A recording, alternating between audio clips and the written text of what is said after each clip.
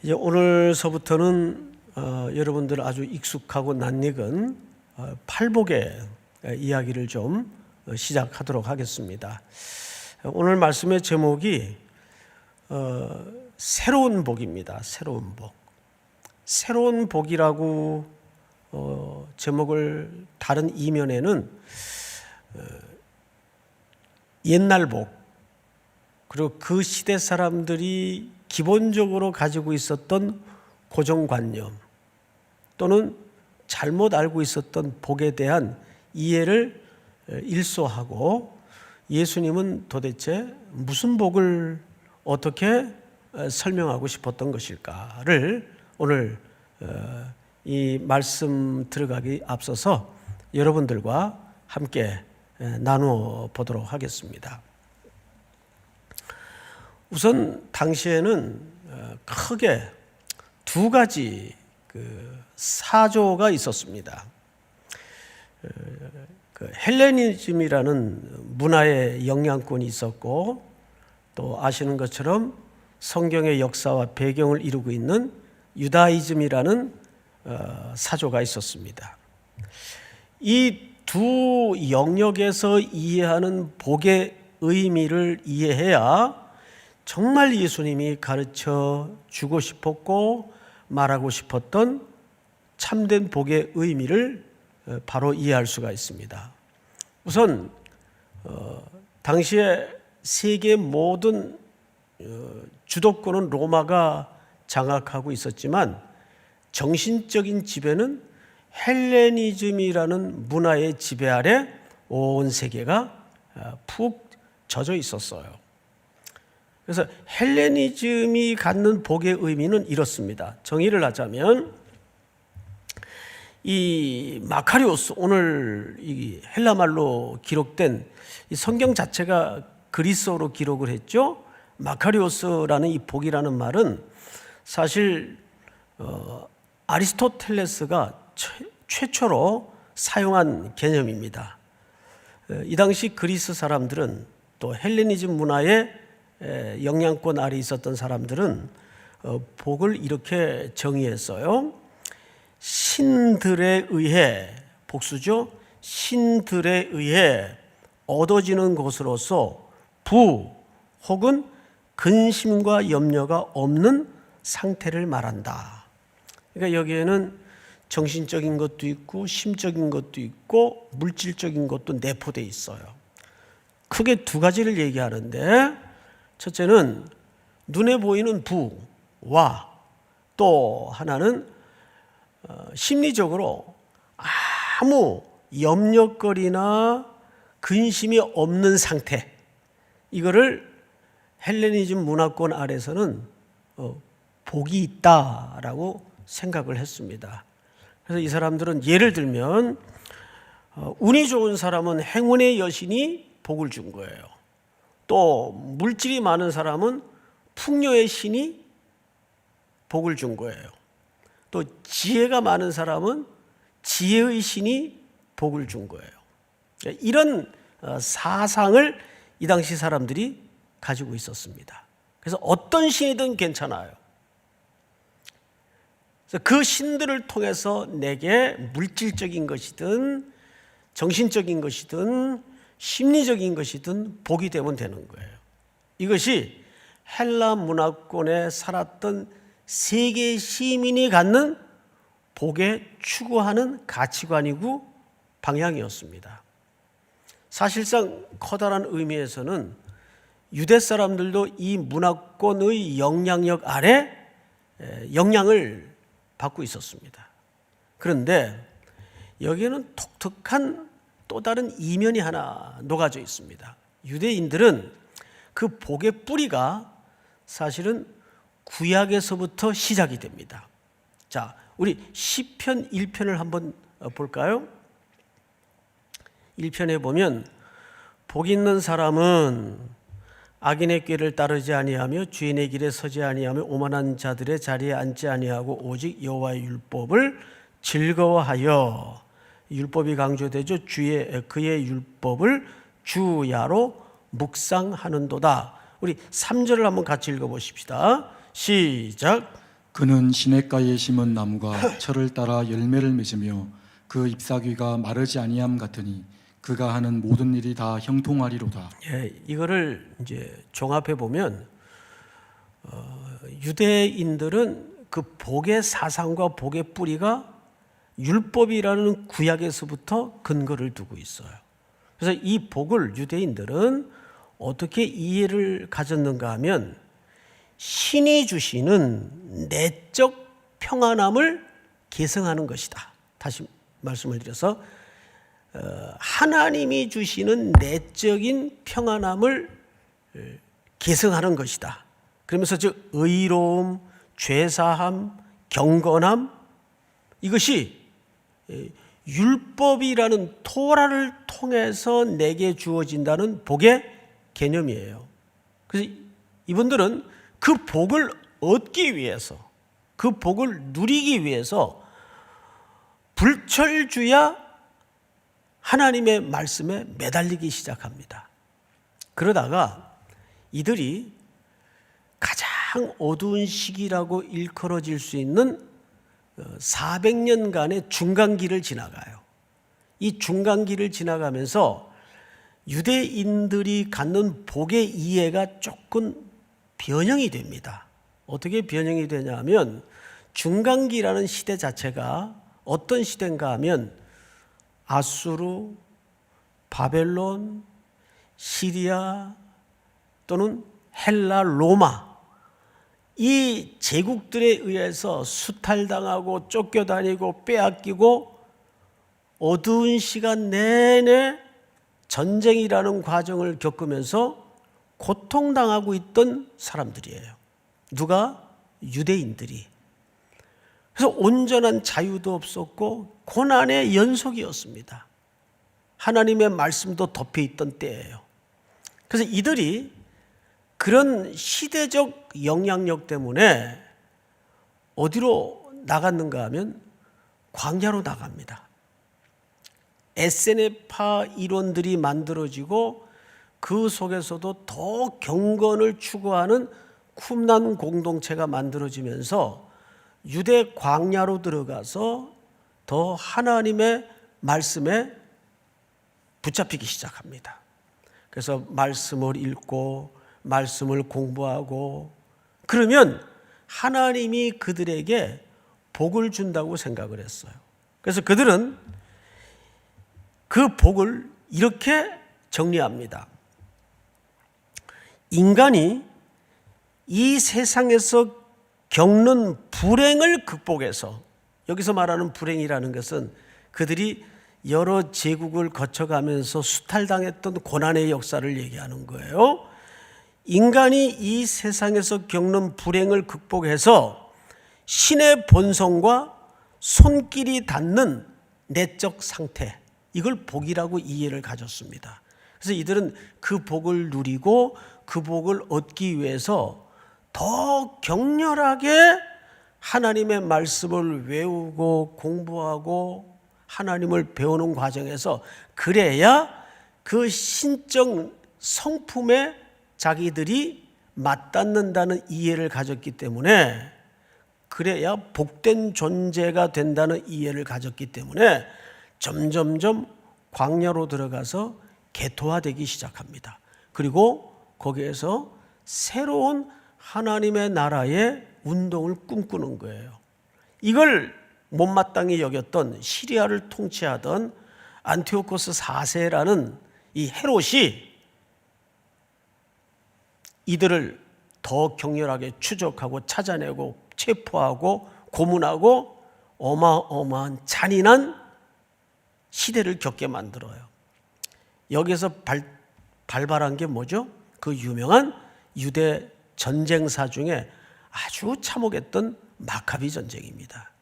여러분, 이 정도 되면 유대인들이 그 어두운 중간기를 겪어가면서 복에 대해서 어떤 이해를 갖게 되었는가 조금은 이해가 될 거예요. 예를 들면 지금 우리가 초유의 이런 사태를 겪으면서 우리의 사고방식도 그저 한두 달 사이에 지금 엄청 달라졌어요. 그렇죠? 가치관도 엄청 바뀌어요. 그러니까 어느 나라든지 우리나라도 근현대사에 나타났던 현상 중에 하나지만은 변고를 겪거나 또는 전쟁을 거치고 나면 국민성이 바뀌어요. 세계관이 달라집니다. 가치관이 변형이 돼요. 그런데 하물며 이들은 그런 어두운 역사를 몇 년을 지나요? 400년을 지나요. 그러니 그들의 복의 이해가 토라, 구약에서부터 뿌리했다고는 하지만은 그런 어두운 시간을 지나면서 그들은 복을 변형하여 이해하기 시작합니다. 그래, 이럴 때일수록 하나님의 말씀대로 지키고 그 말씀대로 살아내는 것만이 신의 내적인 성품에 맞닿는 것이고 그것만이 우리가 추구해야 될 참된 복이다. 겉으로 볼 때는 뭐 별로 틀린 태도나 틀린 생각 같질 않죠. 그런데 여기에 무서운 현상이 나타나기 시작합니다. 그게 바로 바리새인들의 율법주의가 여기서 내재되고 등장을 하는 거예요. 그래서 율법주의자들이 갖는 사고가치가 뭐예요? 이 말씀을 지켜야만이, 이 말씀대로 살아내야만이 구원도 얻고 하나님의 나라도 확보하며 오늘 여기서 말하고 싶었던 그 복을 얻을 수 있다. 그러니까 복이 뭐가 된 거예요? 조건절이 된 거예요. 율법주의가 된 거예요. 이런 맥락에서 오늘의 이야기를 들어가야 됩니다. 이러한 사상이 당시 전 유대와 이스라엘을 꽉 채우고 있었어요. 그래, 우리가 이 시대가 어렵고 당시 또 특별히 이스라엘은 로마라는 강력한 철권 통치 밑에서 경제적으로, 정신적으로, 종교적으로 신음하던 때예요. 이 가운데에서도 우리가 복된 자가 되기 위해서는 율법대로 살아야 되고 이 율법대로 더 잘 살기 위해서는 어디로 들어간 거예요? 광야로 들어가기 시작한 거예요. 그래서 그들은 얼마 되지 않은 재산과 심지어는 자녀마저도 다 뒤로 하고 광야로 은둔자의 생활로 들어가기 시작한 거예요. 이거를 또 정치권을 가진 자들은 못마땅히 여기고 잡아내고 색출하고 그들에게 더 정신적이고 육체적인 압박을 가하기 시작한 겁니다.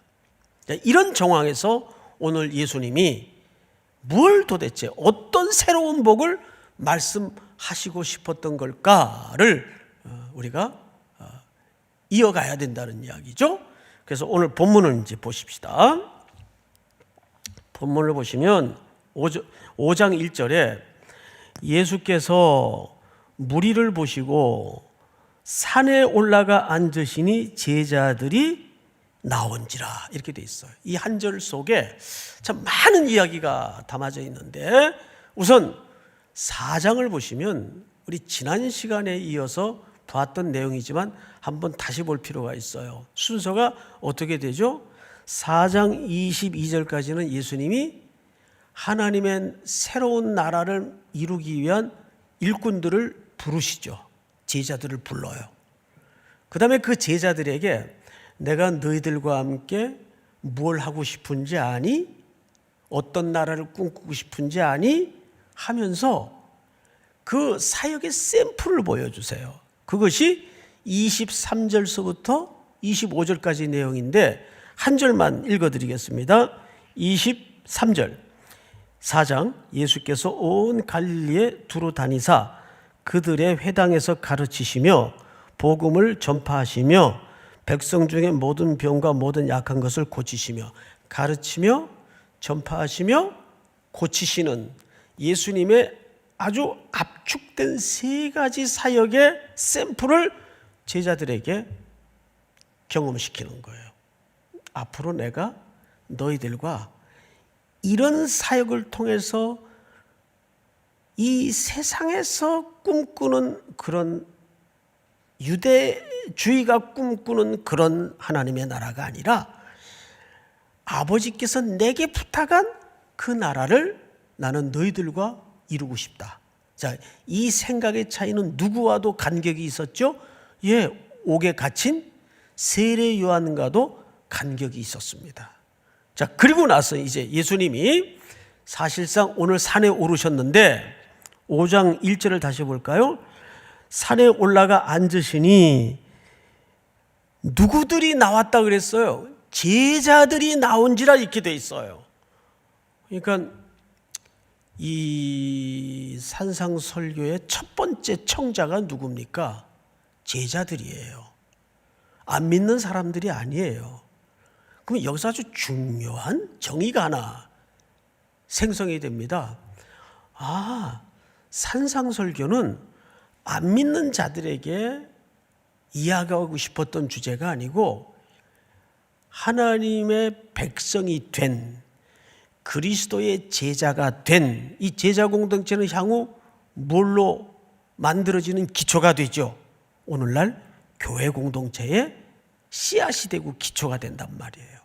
그러면 놀랍게도 이 산상설교는 오늘 이 시대의 교회 성도들에게 특별히 환난 속에 있고 비틀어진 가치관 속에 있는 성도들에게 하고 싶은 얘기가 된단 말이죠.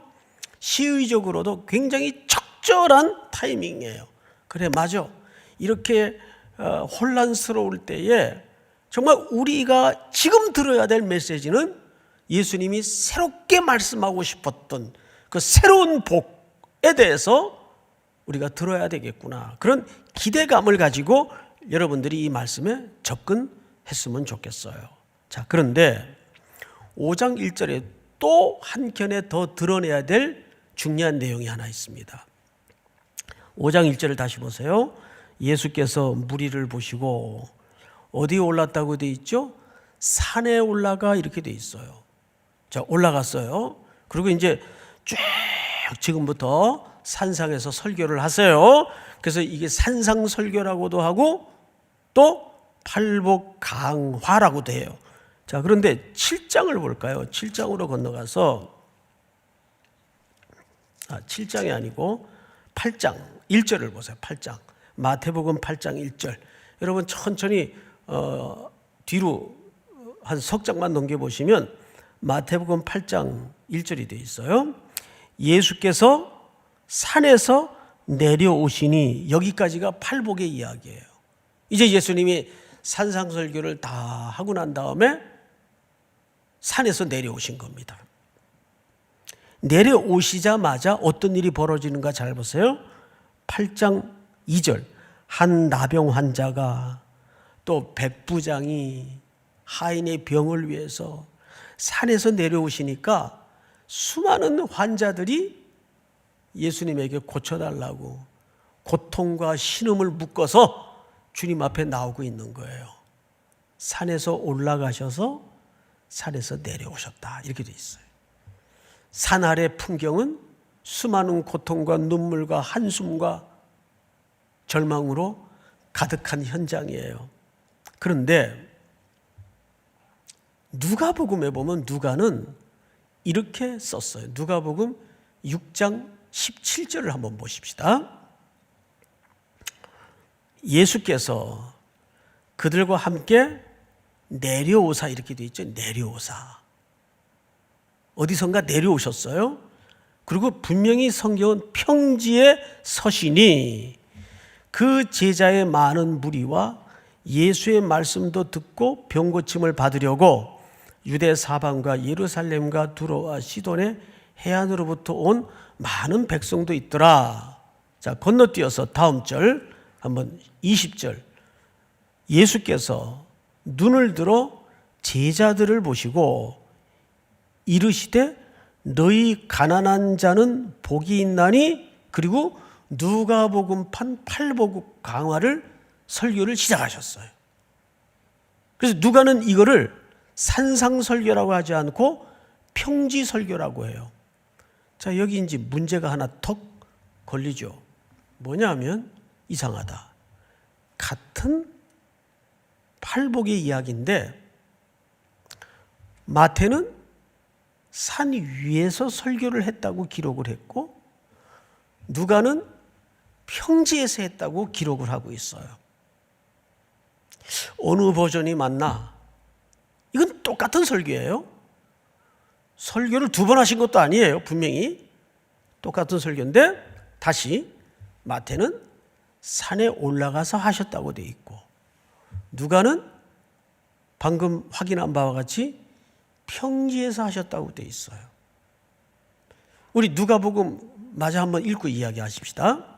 누가복음 7장 1절 다 같이 한번 읽어볼까요? 시작. 예수께서 모든 말씀을 백성에게 들려주시기를 마치신 후에 가버나움으로 들어가시니라. 여기서 모든 말씀을 마쳤다는 말은 팔복 설교를 다 끝냈다 그 말이에요. 그리고 마을로 바로 들어가십니다. 틀림없이 평지에서 하신 게 맞아요. 그럼 도대체 마태복음은 왜 산에 올라가 내려오사 이런 표현을 썼을까? 그래서 우리는 여러분들이 지난 해에 우리 목사님들 그 성지 세미나를 보내주셨잖아요. 거기 가서 확인한 현장 사진을 2컷을 한번 같이 보도록 할까요? 한번 띄워주세요. 여러분 앞에 보이는 이 사진이 갈릴리 호수인데 바로 예수님이 올라가셨다는 산이 저 언덕입니다. 언덕도 아니죠. 살짝 둔덕 비슷한 정도죠. 저 언덕의 높이는 우리 청파동 언덕보다 낮아요. 이게 비스듬한 둔덕 정도밖에 안 돼요. 저곳에서 팔복을 말씀하셨다는 얘기예요. 우리 한 컷만 더 볼까요? 네, 위에서 보면 거의 평지입니다. 저 교회는 팔복교회입니다. 평지에 있죠? 자, 이제 사진을 걷어도 되겠습니다. 자, 그러면 팩트상 누구의 기록이 맞습니까? 누가의 기록이 맞습니다. 그러면 도대체 마태는 왜 무슨 한라산 올라간 것처럼 산에 오르사, 내려오사 이런 표현을 굳이 썼을까? 여기에는 매우 중요한 신학적 이해를 갖고 본문을 봐야 돼요. 항상 산은 무엇이 수요되는 상징적인 산인 것을 이스라엘 사람들이면 다 알고 있을까요? 모세가 구원받은 백성들에게 하나님의 말씀을 시내 산에서 받아 내려왔어요. 그리고 구원받은 백성들에게 그 새로운 공동체의 새로운 질서와 새로운 가치관, 모든 애굽의 400년 동안 쪄들었던 그 우상 문화의 찌꺼기를 다 걷어내고 그 백성들의 이해와 가치관 속에 시내 산에서 받아 내려온 뭐를 집어넣어야 돼요? 새로운 질서, 새로운 세계관, 새로운 가치관, 하나님에 대한 이야기를 집어넣어야 된단 말이에요. 그래서 비록 나지막한 언덕이지만 마태는 그 유대인들의 이해를 너무 잘 알고 있기 때문에 그 나지막한 언덕을 어떻게 산에 오르사. 그러면 이들은 벌써 그 말씀을 들으면서 무엇을 연상했을까요? 구약의 그 모세가 홍해를 건너 구원받은 이스라엘 백성들을 위해서 시내산에 올라가 하나님의 율법을 받아가지고 내려와 하나님의 말씀을 통해 우리를 가르치고 우리를 인도했던 것처럼 이거를 이스라엘 사람들이면 누구나 다 연상을 한단 말이에요. 그래서 이런 표현에 큰 차이가 있어 보이는 거지 사실은 하나의 이야기를 하는 거예요. 자, 그러면 이 산상설교라고 불리우는 설교는 정확하게 불신자들에게 하는 얘기가 아니라 오늘날 이 애굽의 문명과 방불한 우상의 가치관 속에 살아가는 우리 교회와 우리 그리스도인들에게 하는 얘기라는 것을 놓쳐서는 안 된다는 얘기예요. 자, 그러면 여기에서 예수님이 첫 번째 꼭지를 뭘로 잡았는가? 복이라는 주제를 꺼냈어요. 우린 지금부터 이 복에 대해서 그런 맥락에서 새로운 이해를 가져야 되는데, 다시 말해 서론에서도 말씀을 드렸지만 헬레니즘 문화권에서 이해했던 복, 어떤 신이든 나에게 물질적인 것이든 심리적인 것이든 환경적인 것이든 아무 염려 근심 없게 해주는 게 그 시대 사람들의 정신세계요 추구하는 복이었어요. 반면에 유대인들은 그런 어두운 400년의 시간을 지나가면서 그 율법대로 살아내서 그 율법을 조차 하나님의 내적인 신의 성품을 추구하는 것이 복이라는 이해 때문에 더 율법. 그래서 율법이 조건절이 되었단 말이에요. 자, 여기에서 저는 이 칼빈이 한 이야기를 하나 여러분들에게 소개해 줄 필요가 있습니다. 칼빈은 우리 장로교의 창시자죠. 칼빈이 이런 얘기를 합니다. 예수님이 이 팔복을 설교했던 중요한 목적은 외향적인 율법을 강조했던 바리새인들로부터, 바리새인들이 추구했던 것은 그 율법대로 살아야, 그 율법대로 지켜야 신의 성품에 도달하게 되고 그것이 우리가 지향하는 복이다.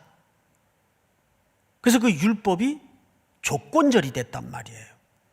근데 외향적인 율법을 강조했던 바리새인들로부터 하나님의 법의 본래 의도를 되찾는 목적이 팔복 설교의 중요한 목적 중에 하나이다 라고 칼빈이 얘기를 했어요. 아주 중요한 얘기입니다. 그래서 예수님은 너희는 이렇게 들었으나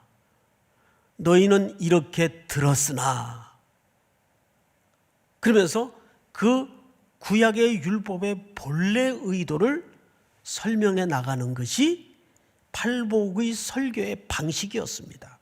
여러분, 그렇다면 이제 우리는 이 복의 의미를 되찾을 필요가 있어요. 사실상 제목은 새로운 복이지만 새로운 복입니까? 원래 빗발했던, 잘못 이해하고 있었던 복을 되찾는 겁니까? 그렇습니다.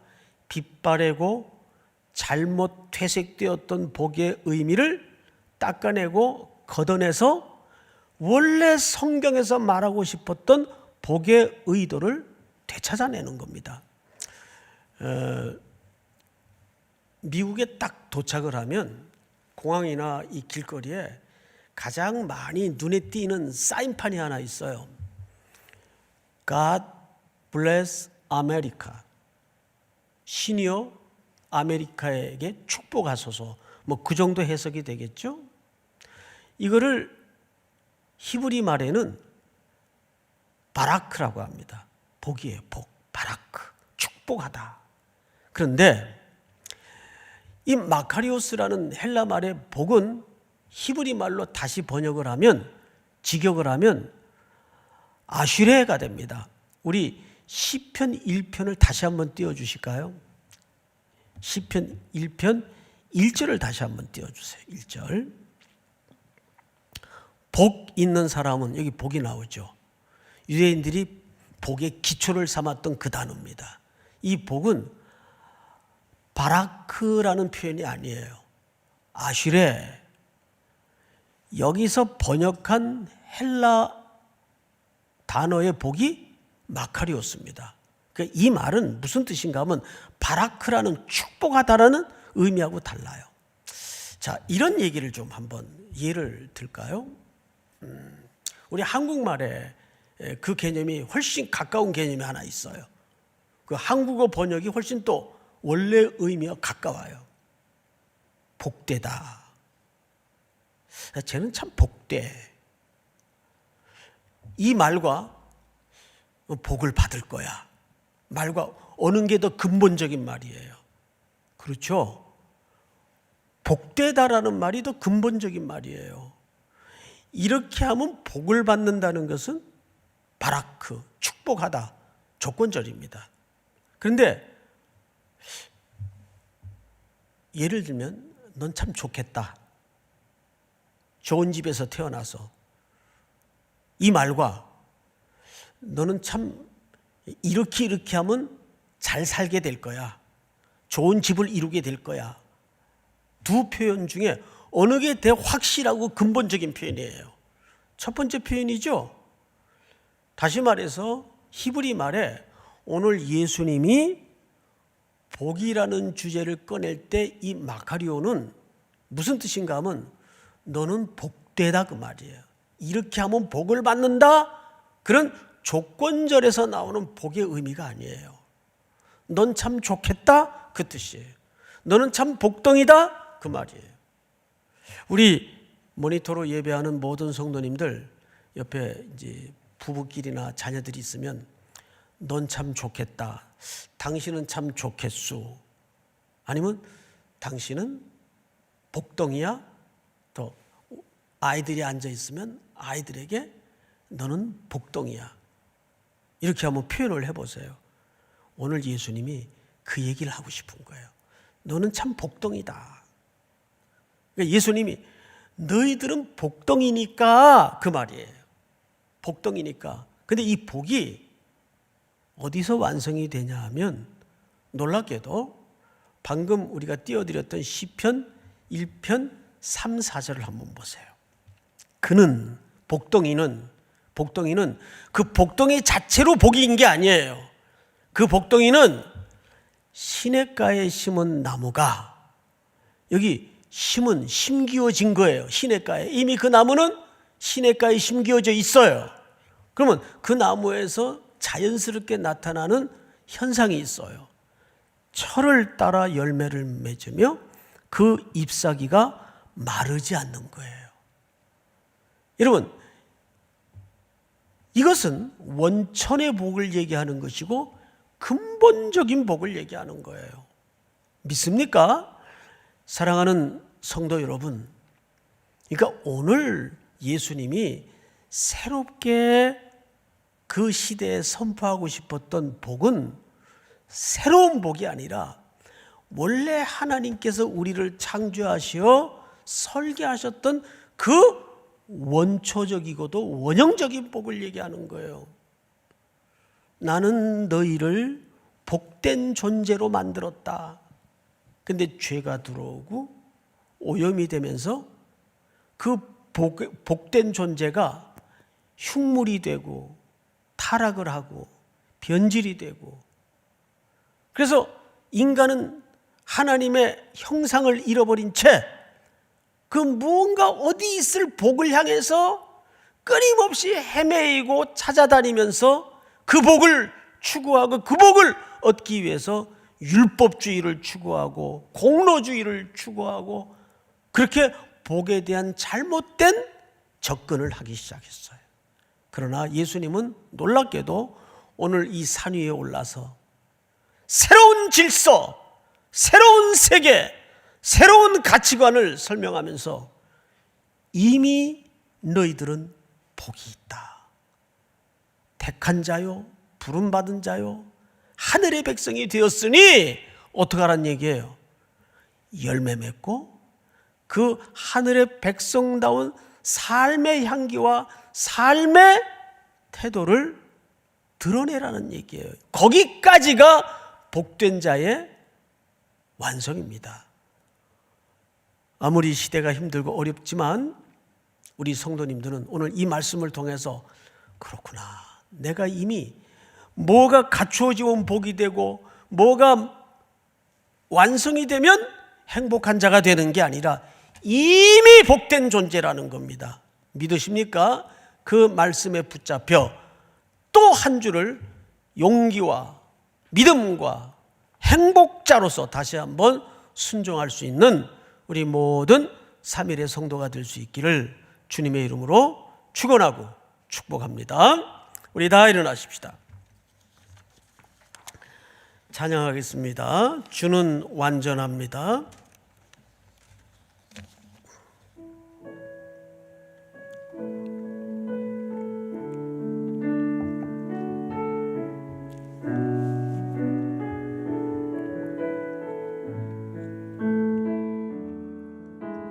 주여 우린 연약합니다.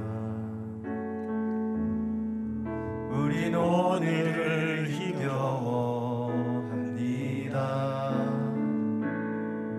주 뜻 이루며 살기엔 부족합니다. 우린 연약합니다. 주여 우린 넘어집니다. 오늘 하루도 실수합니다. 주의 긍휼을 구하는 죄인입니다. 우린 주만 바라봅니다.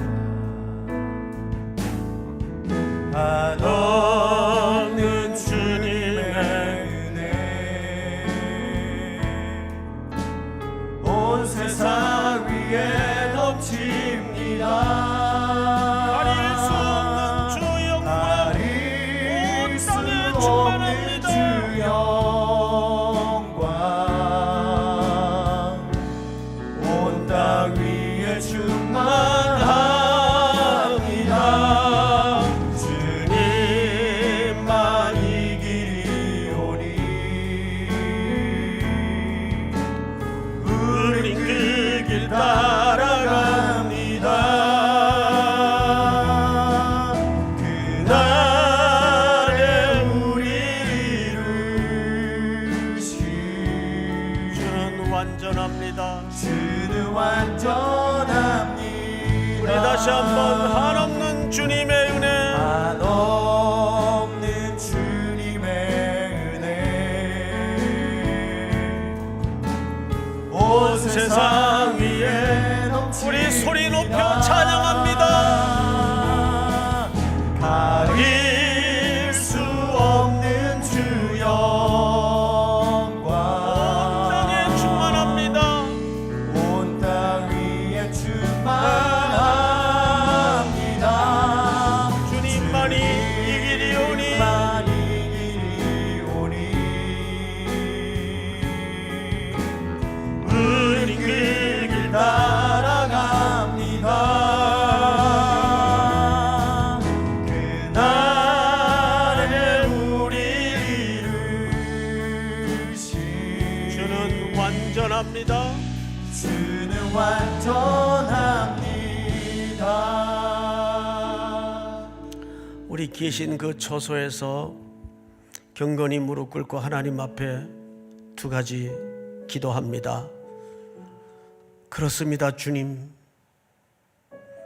복은 추구하는 것이 아니라 이미 제가 복된 존재임을 다시 한번 깨닫습니다. 그것을 모른 채 지나치게 애쓰고 복을 찾아 헛된 시간을 낭비했습니다. 이미 내가 복된 존재임을 다시 한번 기억하여 온 땅에 푸른 열매, 마르지 않는 잎사귀의 삶을 살아갈 수 있도록 인도해 주시옵소서. 또한 지금 시련을 겪고 있는 세계의 모든 고통당하는 자들에게 하나님의 한없는 위로가 되게 하시고 격려를 주시고 회복과 치유의 역사가 우리 성도들의 일상에도 나타날 수 있도록 함께 주시옵소서. 우리 다 같이 한번 소리내서 통성으로 주신 말씀 붙들고 기도합니다. 사랑하시는 아버지 하나님 감사합니다. 오늘도 하나님의 말씀 앞에 머물게 하시고 하나님의 크신 은혜 앞에 머물 수 있도록 도와주신 것을 감사합니다. 하나님이 원래 우리에게 허락하셨던 그 복을 회복할 수 있도록 인도하여 주시옵소서. 새로운 복이 아닌 원래 성경의 복을 회복하는 은혜를 허락해 주시옵기를 간절히 원합니다. 모든 성도들의 일상에 용기를 주시고 위로를 주시고 하나님의 샬롬이 임할 수 있도록 함께하여 주시옵기를 간절히 원합니다. 한없는 하나님의 준혜에 붙잡혀 온 세상에 당당히 담대히 나아갈 수 있도록 함께하여 주시옵소서. 사랑이 많으신 하나님 아버지, 우리를 복된 존재로 불러주시고 복으로 여겨주심을 다시 한번 감사를 드리나이다. 세상의 헛된 소멸될 복을 찾아 헤매이는 낭비된 인생을 살지 않도록 함께하여 주시옵소서. 예수 그리스도의 보배로운 피로 구속받은 주의 백성들, 보배와 같은 하나님의 자녀들이 또 한 주도 이 거치고 험한 세상을 걸어갈 때에 동행해 주시고 복된 열매와 마르지 않는 잎사귀의 삶을 살아가는 은혜와 지혜를 누리게 하여 주시옵소서. 속히 이곳에 만날 날을 꿈꾸면서 이 땅에 전염병에 맞서 싸우는 모든 의료진들과 공무원들에게 하나님의 놀라운 위로와 격려가 나타날 수 있도록 함께하여 주시옵소서.